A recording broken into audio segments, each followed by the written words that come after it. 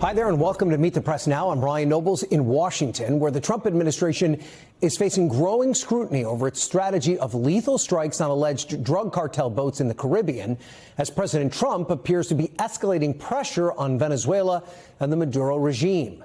Right now, all eyes are on Defense Secretary Pete Hegseth, following revelations that in early September, the military conducted a second strike on a boat the administration claims was carrying drugs from Venezuela. The second strike coming after an initial strike failed to kill everyone on the vessel. That's according to a U.S. official and a source familiar with the Pentagon's actions. The Washington Post reports the second strike was ordered to comply with a spoken directive from Secretary Hegseth to, quote, kill everybody. Those strikes were the first known U.S. strikes against alleged cartel boats. In total, the Pentagon has carried out more than 20 strikes, killing at least 82 people. But they've not publicly disclosed intelligence to back up their claims that the boats are carrying illegal drugs. Over the weekend, in a rare break with the president, both the Republican-led House and Senate Armed Services Committees pushing for answers on that secondary strike, with lawmakers on both sides of the aisle calling for increased oversight.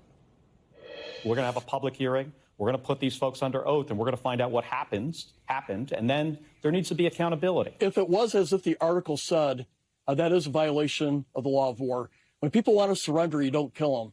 Obviously, if that occurred, that would be very serious, and I agree that would be an illegal act. If that reporting is true, it's a clear violation of the DOD's own laws of war, as well as international laws about the way you treat people who are in that circumstance. And so this rises to the level of a war crime if it's true. President Trump, speaking to reporters yesterday on Air Force One, appeared to be backing his defense secretary. Pete said he did not want them. He didn't even know what people were talking about. So we'll look into it. But no, I wouldn't have wanted that. Not a second strike. The first strike was very lethal. It was fine, and if there were two people around, but Pete said that didn't happen. Does that make you? I have great confidence. You saying there's no second strike? I don't know. I'm going to find out about it. But Pete said he did not order the death of those two men. Still, some military experts have raised questions about the legality of these strikes, comparing them to extrajudicial killings, even war crimes. White House Press Secretary Karoline Leavitt doubled down today on the administration's position that these strikes are legal and saying that the second strike was ordered by an admiral, not Secretary Hegseth. President Trump and Secretary Hegseth have made it clear that presidentially designated narco-terrorist groups are subject to lethal targeting in accordance with the laws of war. With respect to the strikes in question on September 2nd, Secretary Hegseth authorized Admiral Bradley to conduct these kinetic strikes. Admiral Bradley worked well within his authority and the law, directing the engagement to ensure the boat was destroyed and the threat to the United States of America was eliminated. To clarify, Admiral Bradley was the one who gave that order for a second strike. And he was well within his authority to do so. On Air Force One, President Trump also telling reporters that he had a phone call with Venezuela's Nicolas Maduro, but he didn't provide any details about the call. But publicly, the president is escalating his rhetoric against Venezuela, saying during a Thanksgiving message to U.S. troops that land strikes on Venezuela could begin very soon. And in a post on social media over the weekend, writing, quote, please consider the airspace above and surrounding Venezuela to be closed in its entirety, appearing to suggest that military action could be imminent.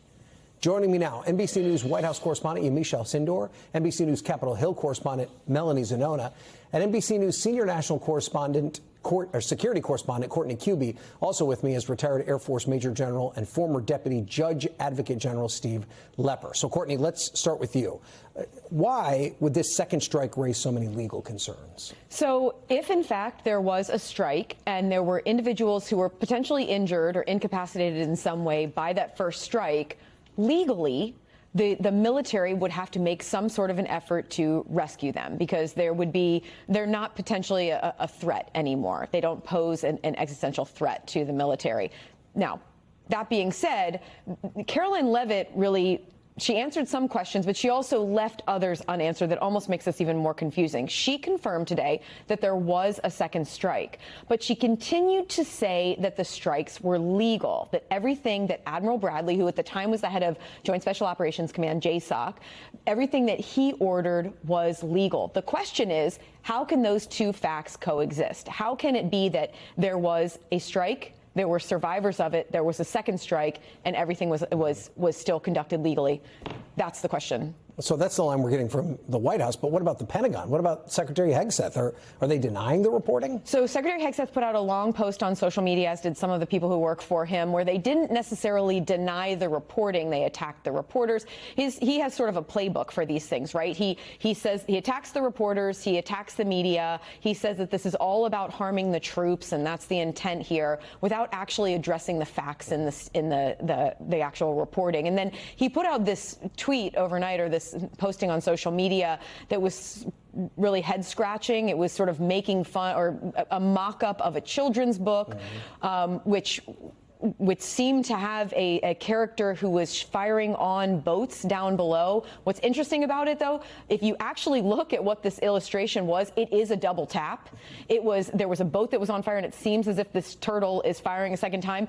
The thing that's the most astonishing about this entire narrative here with this second social media posting is it appears he's making light on something that is a very serious issue, and it's an issue that is being taken seriously by both sides of the aisle. We have Republicans who are speaking out, Democrats who are speaking out. We have people in the military who are speaking about it. We have retired JAGs like Stephen Lepper, people who are talking about the potential for real criminality here. And we have a SecDef who is posting about it and is essentially making light of it. And then we should be very clear about when you say double tap, I mean, there's some question about whether or not the strikes are legal at all. Right. But this idea of there being an attack, potentially people that survived that attack, and then another attack, that's where people are really concerned. Exactly. Which is what is exactly depicted in this fake children's book that he posted. Exactly. And it also brings up one of the issues of legality that we've been discussing since these started in early September, and that is, who are these people on these boats? Are they combatants or are they criminals? And is there actually a combat situation that's going on here that would necessitate or even make these strikes legal? And you know, this potential double tap here is just bringing all these issues even more to the forefront. Yeah, so let's go to the White House now on that. Yamiche, when we talk about this double tap, this is that second strike, and I do think it's significant that President Trump himself said that he wouldn't have wanted the second strike to happen, even though it did happen. What does this mean for Secretary Hegseth?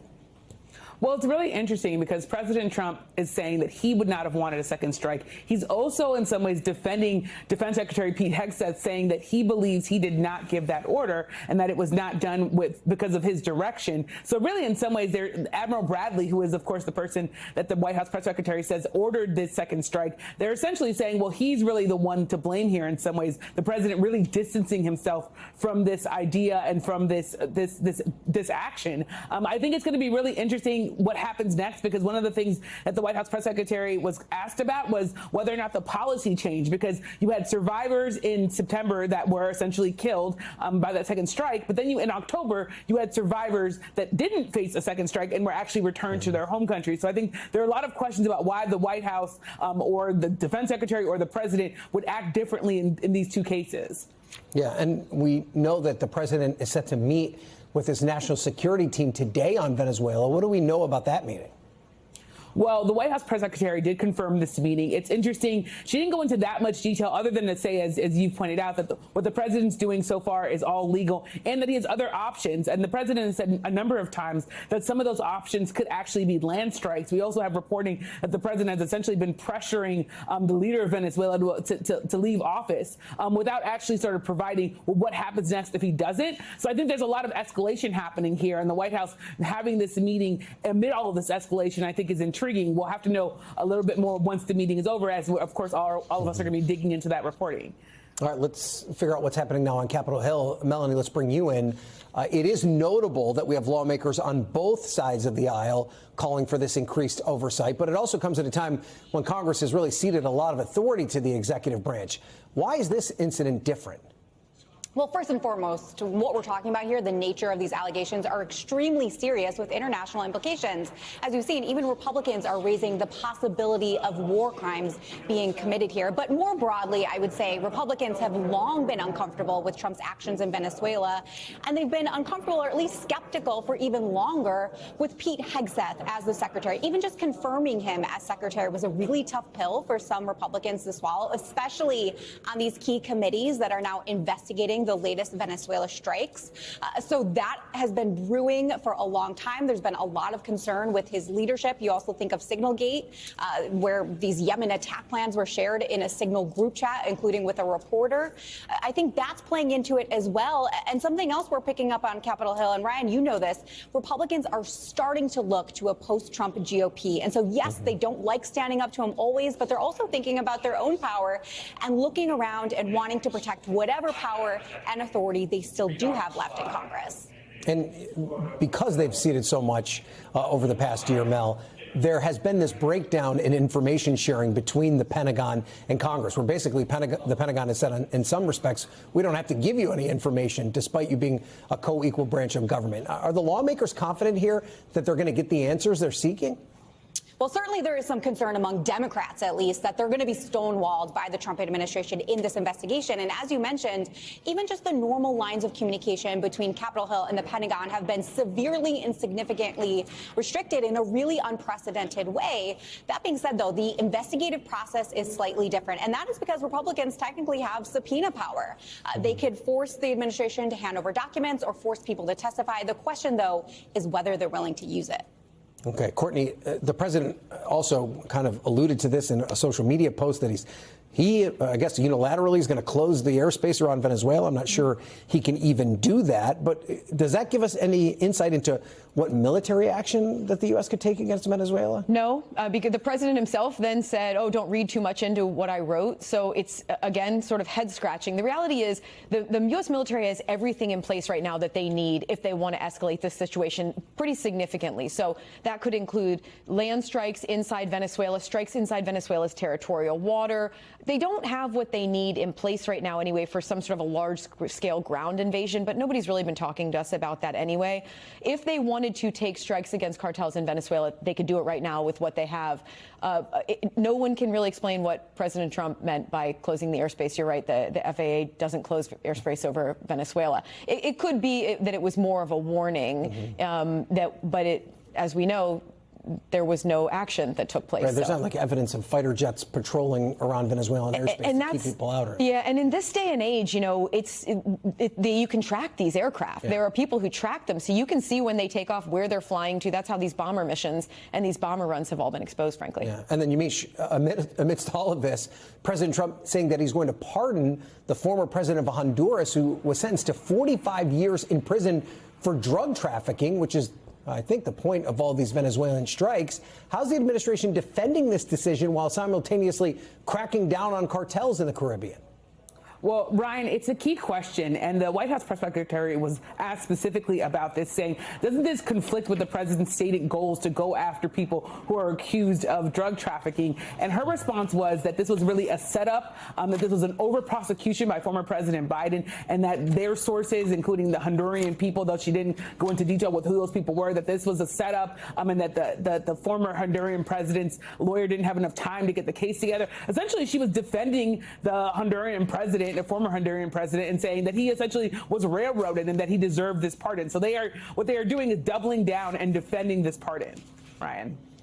Okay, Yamiche Alcindor, thank you for that. Courtney Kube, thank you. Also want to thank Melanie Zanona for her reporting. And now I want to bring in Major General Lepper to get his take on this from a military and legal standpoint.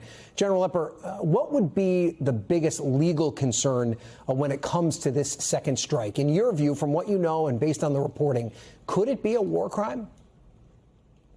Absolutely. One of the things that I and my colleagues did over the weekend was provide an analysis of the facts that were reported, and we compared them to the international law and the domestic law that talks about the acts that were perpetrated against these two survivors. And depending upon the legal justification that you rely on for the strikes to begin with, they either are war crimes or murder or both. And when I say justification for the strikes to begin with, there's considerable doubt that the strikes in and of themselves are legal. The administration is calling them non-international armed conflict. And if that is the case, and we accept that rationale, then these would be war crimes because they are prohibited by the Geneva Conventions. If they are not international armed conflict or non-international armed conflict, then we look to U.S. law to determine what the consequences would be for the orders ordering two survivors of a shipwrecked vessel to be killed. Mm-hmm. And let's say that they are, that this determination is that it's a war crime, or it is even a domestic crime. Who would go about prosecuting that, and what could be the potential penalties as a result of that? Well, one of the things that we argued when we decided not to become a party to the International Criminal Court was that we could take care of our own problems. And presumably that's what we would do. We would basically have the Department of Justice investigate this as a domestic crime.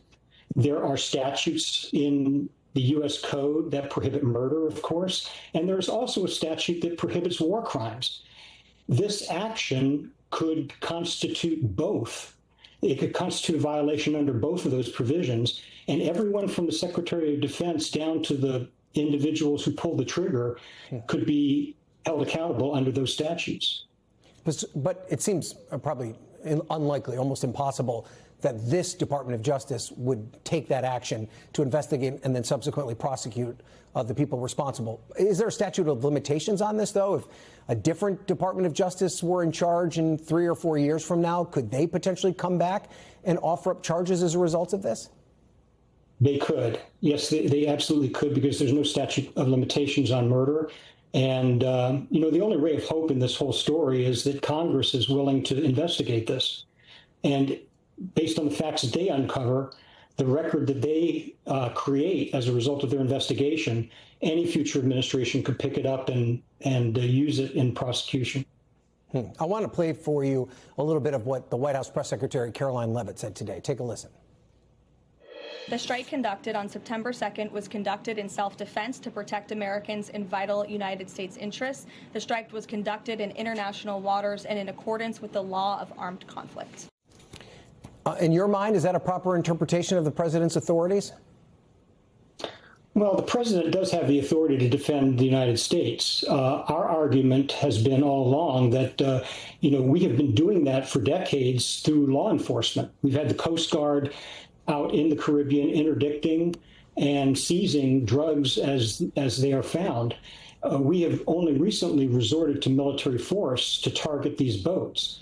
And so whether they are lawful strikes to begin with is still an open question. We have yet to see the Office of Legal Counsel opinion that says it is. Mm-hmm. Now, as a second matter, though, the actual second strike, the double tap, very, very clearly is a violation of the laws of armed conflict. So what Ms. Leavitt said about these operations following the law of armed conflict is wrong in at least that respect. Okay. Thank you for bringing that down for us, General Steve Lepper. We appreciate you being here. Thank you. Coming up, bipartisan blowback. The top Democrat on the powerful Senate Intelligence Committee responds to the Trump administration's military actions in the Caribbean. Senator Mark Warner is standing by. Don't go anywhere. Plus, new NBC News reporting on the suspect accused of opening fire on 2 National Guard members in D.C. and the elite CIA-backed unit of Afghans he fought with before immigrating to the U.S. You're watching Meet the Press Now.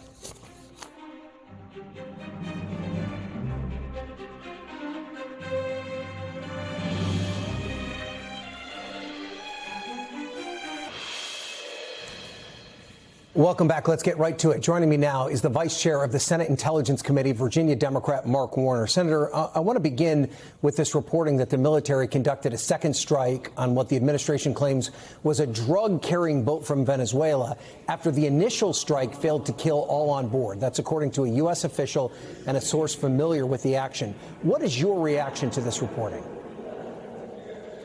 My reaction is, why are we waited 3 months to get this information?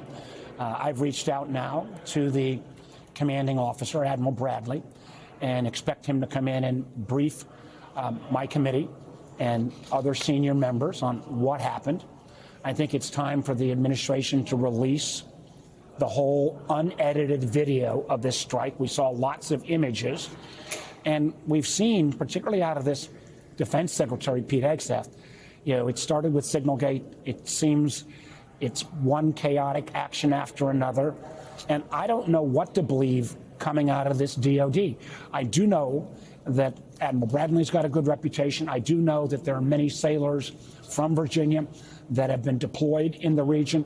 I want them to be safe. I want them to be professional. I want them to stay legal. And those are questions that I've got to get answers to. The Washington Post is reporting that this was to comply with a verbal directive from Secretary Hegseth to kill everybody. Would that be a war crime if such a directive was given? Well, again, I think one of your prior guests said if these individuals, were they still on the boat, were they in the water? My understanding of rule of war is if clearly somebody has become a non-combatant and doesn't have any means to further attack, that would be a violation of the rules of war. But I want to, again, hear from the admiral in charge, and I hope he'll be able to share whether Secretary Hegseth, who, again, I've thought for a long time is way over his head, actually ordered that verbal order or not. And I think we need to get to the bottom of this. And, again, one of the ways that at least Congress could make a judgment is if the administration would release the wholly unedited video. We saw parts of this video months ago, but it appears now we may have only seen what the administration wanted us to see. This is just one of more than 20 strikes in the Caribbean and the Eastern Pacific. We've been told that at least 82 people have been killed. Are you concerned that similar second strikes to kill survivors may have been carried out in those instances? I'd like to get the answer to that, absolutely.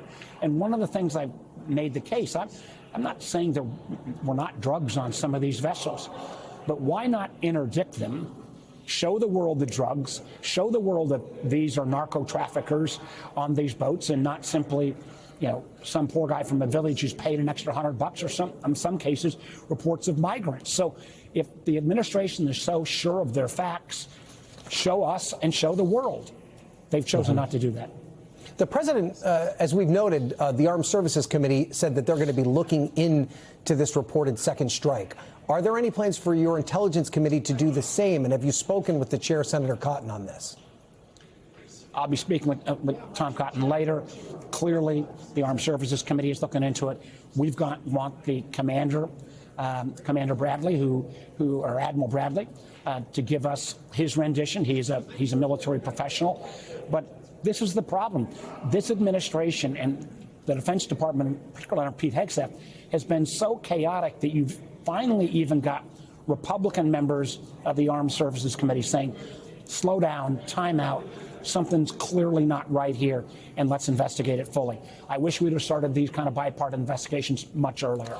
And maybe expand on that a little bit. Are you hearing, even privately from your Republican colleagues, that they're concerned about what's happening in South America right now? We have seen this administration, and I've gone to the floor a number of times, undermine the integrity of our intelligence community. We've seen them undermine the integrity of the FBI. We've seen military leaders fired without reason. The head of the NSA, the former, frankly, SOCOM commander who retired early. I've heard concerns, finally, maybe after the drubbing that the Republicans took last month. People are beginning to raise their hands a little bit more. But these kind of undermining of the basic integrity of, oftentimes, of our intel community, you don't put that genie back in the bottle right away. And I do think it's finally time that some of the Republicans are saying, well, maybe this has long-term negative consequences for our country and its defense. I want to go back to something you mentioned earlier. Let's face it, one other thing quickly, Ryan. Yeah. We also need to acknowledge, and I think most of our Republican colleagues as well, American intervention in Central America and South America over the last century hadn't gone too well. Mm-hmm. And we still have gotten no brief on what justification the president would use, other than Maduro's a bad guy, on what action that he might take towards Venezuela. So there's been concerns about that as well. I want to ask you about that in a second, but I want to go back to what you said about the potential of these boats actually carrying drugs. You and your colleagues on the Intelligence, Armed Services, and Foreign Relations Committees were briefed by Secretaries Rubio and Hegseth last month. At that time, you expressed confidence in the administration's, quote, visibility into these drug trafficking lanes and our intelligence assets. Do you maintain that confidence now in the wake of this weekend's reporting? I have confidence that we have pretty good routes on tracing the drugs. But having drugs on these boats and everyone on the boats being a narco trafficker, or in the case of what the reporting of requiring a second strike where people may or may not have been combatants at that point, that is a very different issue than whether there might be or there is drugs on the boat. I can accept the fact that there are drugs on the boat. I've never accepted the fact that everyone that's on these boats is an avowed narco-terrorist. And I think, again, if the administration can prove that, interdict the darn boats and show the world. Yeah, and let's now go back to this potential growing conflict with Venezuela. How concerned are you about direct military action in that country? I would be very concerned. I mean, and let me be clear, Maduro was a bad guy, and I think the Biden administration made a mistake when the Venezuelan people voted overwhelmingly. Nearly 2/3 of the population came out strongly and voted Maduro out. And we didn't put enough pressure on the adjacent countries like Mexico, Colombia, Brazil to push Maduro out then. What Trump may be doing by this show of force is actually doing something that Maduro could never accomplish on his own, restoring, making himself a bit of a hero to the Venezuelan people, because the idea of North American intervention in their country, one way to guarantee Maduro's support, local support, or frankly support from other nations in the region, it would be for Americans to strike without further evidence of either drugs or more nefarious behavior from Maduro. And then last week you said that you hadn't been briefed on any potential military action in Venezuela. Are you confident at least the Gang of Eight would receive some sort of briefing before any action is taken? Well, Ryan, as you know, I didn't get briefed in advance of the strike on Iran. So do I have confidence that this administration will follow what is the law in terms of informing Congress? I have very little confidence at all, because that has been born of 11 months of this administration blowing off congressional requests, not getting us the information in appropriate timing. Again, remember, the legal opinion on taking this action was made in July 25th, I believe. We didn't get a chance to look at that legal opinion until middle of last month. This is not an administration that plays by any defined traditional set of rules in terms of informing Congress, frankly, of either party. Okay. Senator Mark Warner, Vice Chair of the Senate Intelligence Committee. Senator, thank you so much for joining me. Thank you, Ryan. After the break, Homeland Security Secretary Kristi Noem says that the suspected D.C. shooter was radicalized on American soil as the Trump administration moves to crack down on immigrants receiving asylum in the U.S. Stay with us on Meet the Press Now.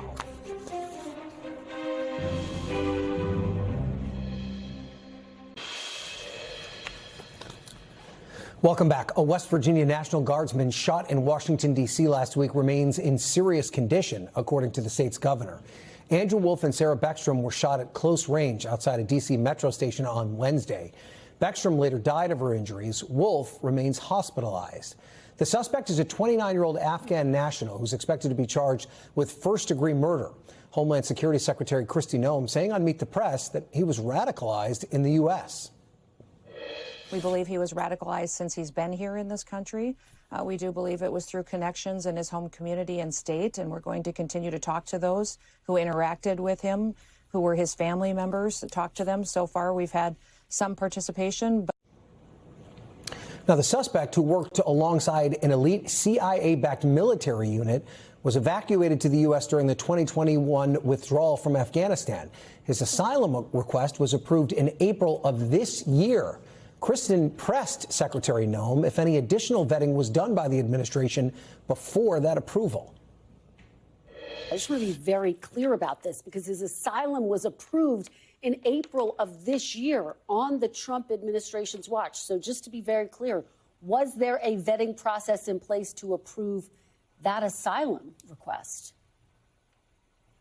Yeah, the vetting process all happened under Joe Biden's administration. But was he vetted when he was granted asylum? Are you saying he wasn't vetted when he was granted asylum? Vetting is happening when they come into the country, and that was completely abandoned under Joe Biden's administration. It comes as the president is escalating his immigration crackdown, vowing to permanently pause migration from what he calls third world countries. The White House also announcing that all asylum decisions have been halted and that all asylum decisions approved under the Biden administration will be reviewed. Joining me now is NBC News intelligence reporter Dan DeLuce. So, Dan, we heard the secretary there say that the shooter was not properly vetted. We do know that he was part of a CIA-backed force in Afghanistan.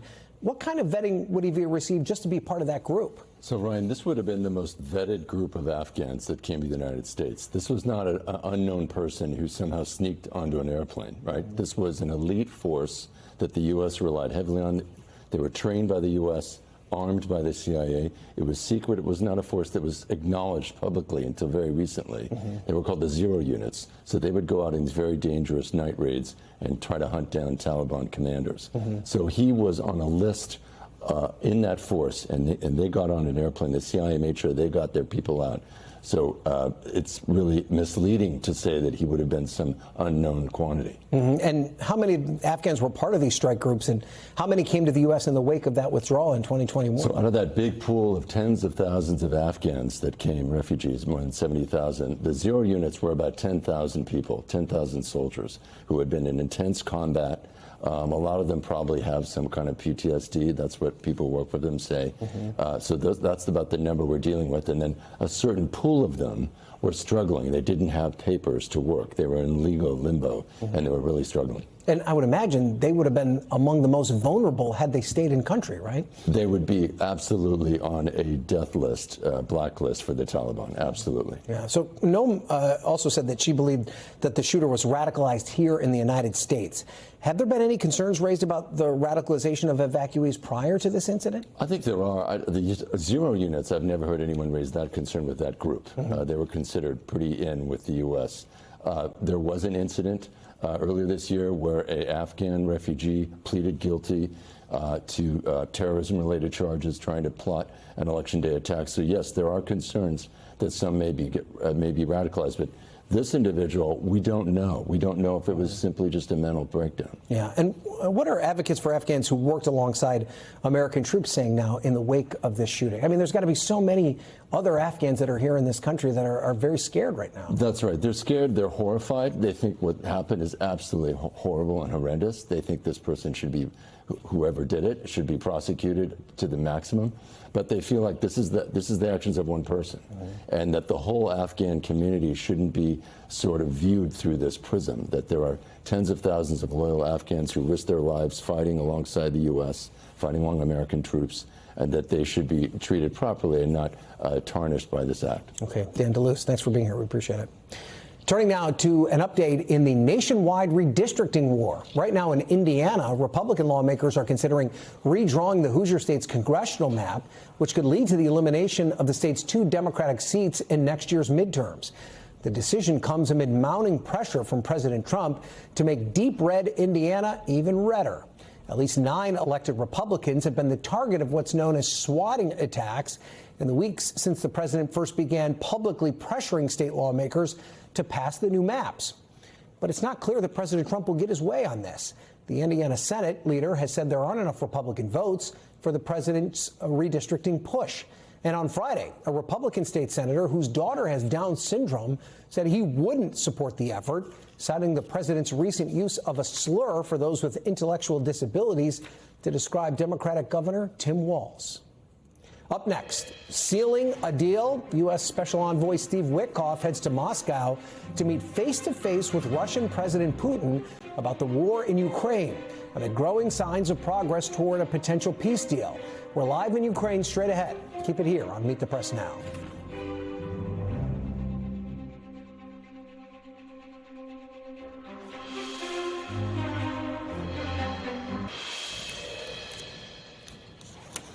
Welcome back. Turning now to the war in Ukraine and the start of a pivotal week amid progress in talks to end the nearly 4-year-old conflict. U.S. Special Envoy Steve Witkoff is set to meet with Russian President Putin tomorrow in Moscow after meeting alongside Secretary of State Marco Rubio with Ukrainian officials yesterday in Florida. Rubio calling those talks productive. We continue to be realistic about how difficult this is, but optimistic, particularly given the fact that as we've made progress, I think there is a shared vision here that this is not just about ending the war, which is very important. It is about securing Ukraine's future, a future that we hope will be more prosperous than it's ever been. President Zelensky described the meeting as constructive, but also warned that the tough issues still remain. Zelensky was in Paris today, where he met with the French President Emmanuel Macron as he seeks to fortify European support for Ukraine. NBC News chief foreign correspondent Richard Engel joins me now from Ukraine. So, Richard, what is the mood in Ukraine ahead of tomorrow's meeting with Witkoff and President Putin? Well, Ryan, I can't tell you that the mood is very good. People here are worried about these negotiations. They want the war to end, obviously, but they don't want to have a humiliating peace deal imposed upon them. They feel, many feel, that this is Putin's peace plan, that Ukraine is being asked to surrender all of to give in and offer concessions, that very little or almost nothing is being asked from Vladimir Putin. And look where I am right now. You could probably tell behind me it's pitch black. That's because this was one of the many cities that was attacked by Russian forces today. Now there is a rolling blackout here, a partial blackout in the city. I was talking to other people in the city earlier today, and some of them feel very discouraged. They are living, it's been almost 4 years now, and they are living in cities where there's periodic blackouts, frequent attacks, where the energy sector is specifically targeted. I met a woman inside her house. She has no food, no running water, no heat. She was burning sticks that she was able to find. And this is nearly 4 years into the war, and she's not seeing any progress. And she told me that she wants this war to end. But even she, like many other people I've been speaking to, worry that a bad peace, a peace that humiliates Ukraine, that takes large amounts of territory from the country and awards it to Russia, won't last, and that the Ukrainians could very well face another Russian invasion in the future, even if a peace deal is concluded. So not a lot of confidence here. People want the war to be finished, but they're worried about the Trump administration and Putin cooking up a deal together that Ukraine is going to have to be, that's going to have to live with. So to that end, what are Ukrainian officials hoping could come out of tomorrow's meeting in Moscow? Ukrainian officials are nervous.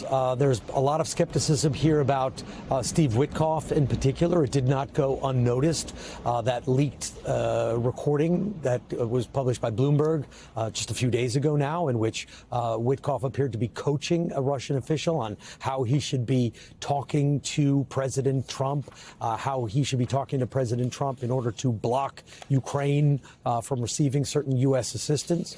There's not trust here in him as an envoy. So they're skeptical when he goes to Washington, when he goes to Moscow. He's been to Russia many times and has not been to Ukraine. And that is something that Ukrainians also are concerned about.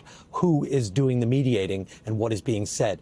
Ukrainians and U.S. officials have been meeting. You showed that clip from Marco Rubio in Geneva. They've been meeting in Florida. But they don't know what's going to happen in that meeting tomorrow between Putin and Witkoff. What will be agreed, what won't be agreed, and will Vladimir Putin have new demands? So there's a lot of nervousness in this city as they sit in their blacked out homes tonight. Yeah, it certainly seems like a pivotal moment in this war, and a lot of anxiety where you are in Ukraine. Richard Engel, thank you as always for that report. We appreciate it. Still to come is a blue wave building. We're about to get our next big clue as voters head to the polls tomorrow in a surprisingly close special election in Tennessee, in a district that President Trump won by more than 20 points last year. The panel is next. You're watching Meet the Press Now.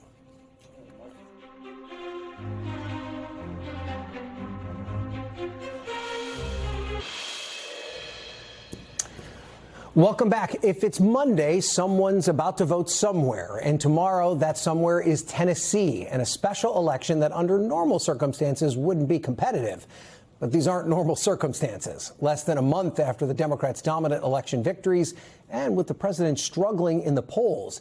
In Tennessee's 7th congressional district, Republican Matt Van Epps faces Democrat Afton Bain in a contest to replace the Republican Congressman Mark Green, who resigned in July. Now, this race is surprisingly tight, even though Republicans won the seat by more than 20 points just a year ago. President Trump won the district by a similar margin. But the president's popularity is declining. A new Gallup poll shows just 36% of Americans approving of his job performance. That's the lowest number of his second term and just 2 percentage points better than his all-time low at the end of his first term in the wake of the attack on the Capitol. Joining me now to talk about all of this, Jeff Mason, the White House correspondent for Reuters, R.C. Siddiqui, a former senior aide to former Speaker Nancy Pelosi and now a Democratic strategist, and Rob Bluey, the president and executive editor of the Daily Signal. And Jeff, to add all of these complications in, it's a special election, and there could be snow in the forecast in Tennessee tomorrow. I mean, what does this tell us about the state of politics 11 months before next year's midterm, that a seat like this could even be slightly competitive? Well, I was going to start by saying I'm not going to comment on the snow. As a Coloradan, I'm always for snow. But actually, it actually matters on a day like that, because snow and weather impact turnout. So I bet that's especially in a place that's not used to it. Absolutely, absolutely. But what does it tell me? I mean, it tells me that the election we saw a few weeks ago, where Democrats did really well, was not.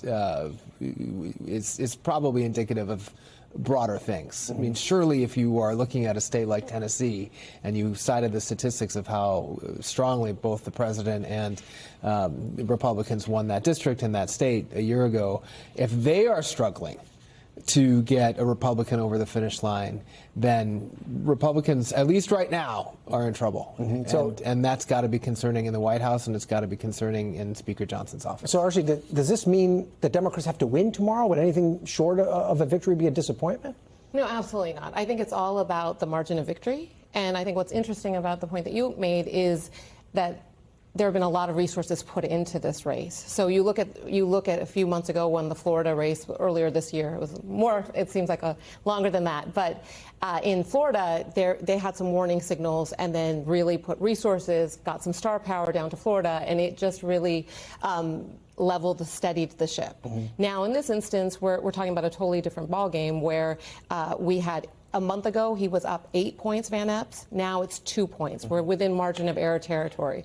So I think despite the president really doubling down, Speaker Johnson, millions of dollars going into the district. Yeah, Speaker Johnson's there today, Rob. President Trump's going to do a tele-rally with the speaker. If, for some reason, Ben does pull this out, and it's a big if, no doubt, who would be to blame? Would it be President Trump? Would it be congressional Republicans? Where would the blame lie? I'm sure there'll be a lot of finger pointing. Oh, I'm sure there will be, Ryan. I mean, I've blamed congressional Republicans for months, including, I probably sound like a broken record on the show, because I don't think that they have done an effective job of talking about all of the benefits and the things that they've passed with the One Big Beautiful Bill. If you go back to what President Trump said, the reason they wanted to get that done by July 4th was precisely so they would have time to talk about it, and they would start to see the effects of that early in 2026. And you've spent the bulk of this show talking about what national security, foreign policy issues. We know from polling in that district that the economy and affordability is the #1 and #2 issue that voters care about. It's not just congressional Republicans that aren't talking about it, though, right? Neither is the president. There was no across the country, campaign to kind of tout the benefits of the bill. Isn't he at least partly to blame for it? Sure, I would like to see the president talking about it more as well. I think you worked in Congress, right, on some major pieces of legislation, and we know that presidents sometimes have a tough job of getting it to the finish line. Once they do, then selling it to the American people can also be a challenge. We saw what the consequences were in 2010 after the passage of Obamacare. We saw what the consequences were also for Joe Biden in his what he was trying to do, Ryan. So I think that President Trump has time to recover from this, but the clock is ticking. Yeah, and we're already starting to see congressional Republicans kind of run for the hills a little bit here, Jeff. We saw Marjorie Taylor Greene announce that she's leaving in January. Now Troy Nehls of Texas, perhaps one of the most staunchest supporters of President Trump in Congress, say that he's not going to run. His twin brother is, which they often joke that if one of them went on the floor, you wouldn't know who was voting anyway. But is this just normal attrition from the party that controls the House, or is there something more to this? I don't think Marjorie Taylor Greene is attrition. I just don't think you can argue that. I mean, the fact that somebody who was as staunch a supporter as she was, and in many cases, in many ways still is deciding to bail is a sign of deep concern within the Republican ranks. And again, another really bad sign for President Trump going into the midterms. And his approval numbers right now, Rob, are just 2 points higher than they were after January 6th. When you talk about him trying to sell what he's accomplished and sell things like the big, beautiful bill, isn't it a lot more difficult when you're already starting at a deficit like he is right now? Sure. And I think one of the most important poll numbers to look at is how Americans view their personal finances. And unfortunately, those numbers have deteriorated over the course of the past few months. So they are seeing not only the effects right during the holiday seasons when they're probably going to be needing to spend a little bit more money on friends and family for Christmas presents and things like that. So yes, the president does need to be concerned about that. I think that the way you get around this is, again, I go back to what I said. They passed the Tax Cuts and Jobs Act in December of 2017, and the effects of that didn't go into play largely in time for them to make stop those catastrophic losses in the 2018 midterms. He can still do that, Ryan. I think he needs to be on the stump, though, talking about what the benefits are and whether the American people will see. And the question is, can Democrats capitalize on it, right, Archie? I mean, they've shown an inability sometimes to not take advantage of when their opponents not doing well politically. I mean, how did Democrats hone in on this affordability message and then make a compelling case to the American people that is more than just we're not Donald Trump? No, absolutely. And I think the one thing on the Democratic side, because being a big tent party has its challenges, no doubt. So you always see a spirited debate. But I do think Democrats really did learn their lessons from the last cycle. And you saw the members of Congress in the House and Senate who were successful, they all were laser focused on their districts and states. And so on affordability, it's going to mean different things in different states. And I think that's how Democrats come back. And it is very much with a positive agenda. Okay. So, Rob, I want to play for you what President Trump said yesterday. He doubled down on this slur that he used to describe Minnesota Governor Tim Walz last week. This is what the president said late yesterday. Do you stand by that claim of calling Tim Walz retarded? Yeah, I think there's something wrong with him. Absolutely, sure. You don't think You have a problem with it? You know what? I think there's something wrong with him. Anybody that would do what he did, anybody that would allow those people into his state and pay billions of dollars out to Somalia. We give billions of dollars to Somalia. It's not even a country because it doesn't function like a country. It's got a name, but it doesn't function like a country. Yeah, there's something wrong with Walz. I mean, we know how President Trump handles these situations, right? He never apologizes. Right. But does it make sense to double down on this, or should he have at least downplayed it or maybe tried to explain it a little better? Tim Walz has been a punching bag for Donald Trump for over a year now, let's face it. So, I mean, I'm not necessarily surprised on this. And we also know that on the issue of immigration and some of those questions, President Trump is extremely hawkish. So I'm not particularly surprised. I don't necessarily know that the president's going to shift course either, right? But are you okay with it? Okay with what? Him that language. Using that word? No, I wouldn't use that language personally. No, Jeff. Yeah, I mean, but are we getting desensitized to this, Jeff? Is the question I'm going to ask. I mean, it seems as though he makes these. You called a reporter piggy. I mean, you've been in the room where he's gone after some of your fellow White House colleagues, and we just kind of say, well, that's just Trump being Trump. After what's been almost 15 years of this, are we just not even? Does it not even register anymore?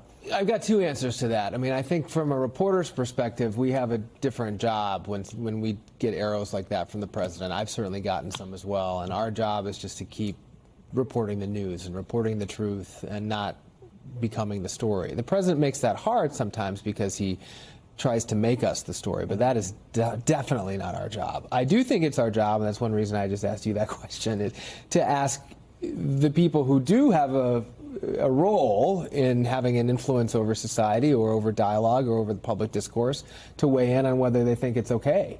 And a lot of people aren't. So I think that's interesting. Whether people have gotten desensitized, I think anecdotally the answer to that question is probably yes. Okay. All right. We're going to have to leave it there, guys. Thank you all for being here. We appreciate it. Archie, Rob, Jeff. Is that your name? That's it. We appreciate you guys being here. Thank you. And we'll be back tomorrow with more Meet the Press Now. There's always more news ahead on NBC News Now. Thank you so much for joining us. We'll see you here tomorrow.